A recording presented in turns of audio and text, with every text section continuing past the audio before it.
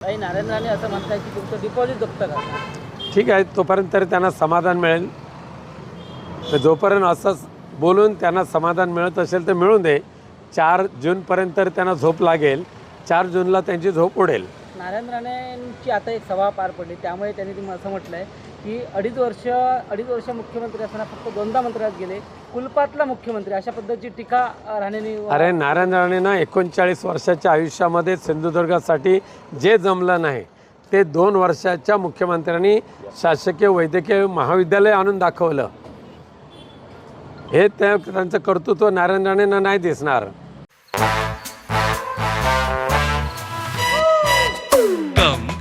Come, my love, please don't say no, baby.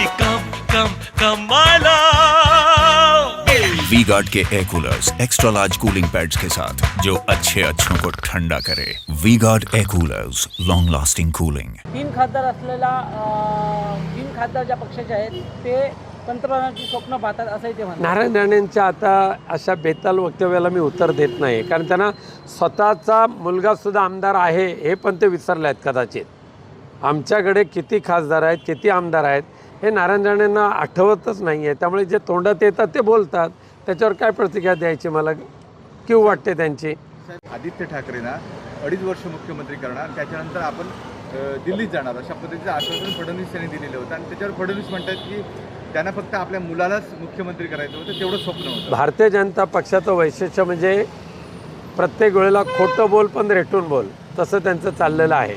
त्यामुळे उद्धवजी ठाकरे ज्या ठामपणे सांगतात ते सत्य आहे आणि ते सत्य स्वीकारण्याची ताकद आता देवेंद्र फडणवीस यांच्याकडे राहिलेली नाही आहे. तुम्ही मागच्या वेळी म्हटलेलं की राणेंपेक्षा जर किरण सामंत जर निवडणुकीला असते ते दुकान बंद झालं. ते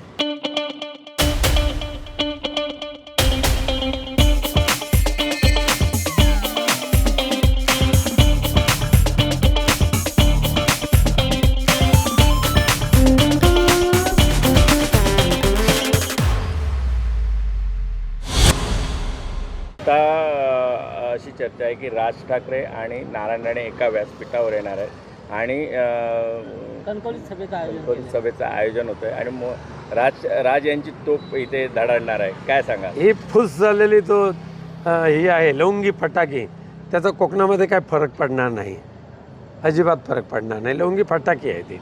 भाई दीपक केसरकरांनी आता सावंतवाडीत म्हटलं प्रहार करतात की राऊत यांचं दुकान कायमचं मी बंद करणार. हसू येते मला त्यांच्या वक्तव्याचं, कारण सत्तेसाठी ज्याने ह्यांना लाथाडलं त्या नारायण राणेंच्या आत पाय तळवे चाटण्याची त्यांच्यावर वेळ येते. त्यापेक्षा दुसरा विनोद कोणता आहे?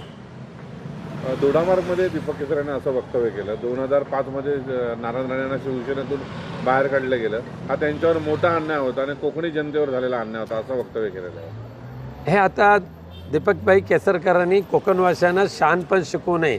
स्वतःच्या शिक्षण खात्यामध्ये काय दिवे लावले आहेत ते बघा. शून्य शिक्षकी शाळा केलात, डोंगरी शाळांचे निकष तुम्ही बदली करून डोंगरी शाळा बंद करायचा प्रयत्न केलात. शिक्षणाचा बट्ट्याबोळ करणाराच शिक्षण मंत्री म्हणून दीपक केसरकरांचा या महाराष्ट्राच्या इतिहासामध्ये नाव नोंदलं जाणार आहे. तुम्ही म्हणताय की जर राणे निवडून झाले तर ते केंद्रात मंत्री होऊ शकतात, पण विनायक राऊत जर निवडून झाले तर साधे राज्यमंत्री सुद्धा होऊ शकतात. अरे मी साधा खासदार असताना सुद्धा या कोकणामध्ये मी जे केलं आहे ते दीपक केसरकर आयुष्यात करू शकलेले नाहीत. इथलं मल्टी स्पेशालिटी हॉस्पिटलचा सत्यानाश दीपक केसरकरांनी केलेला आहे आणि ते काय आम्हाला शहाणपणा शिकवणार. त्याने असं म्हटलं, एक शेवटचा प्रश्न, त्याने असं म्हटलं दीपक केसरकरांनी की 2 वेळा निवडून येऊन साधे राज्यमंत्री होऊ शकले नाही, फक्त उद्धव ठाकरेंनी संघटनेची जबाबदारी त्यांच्याकडे दिली. हेच मोठं आहे.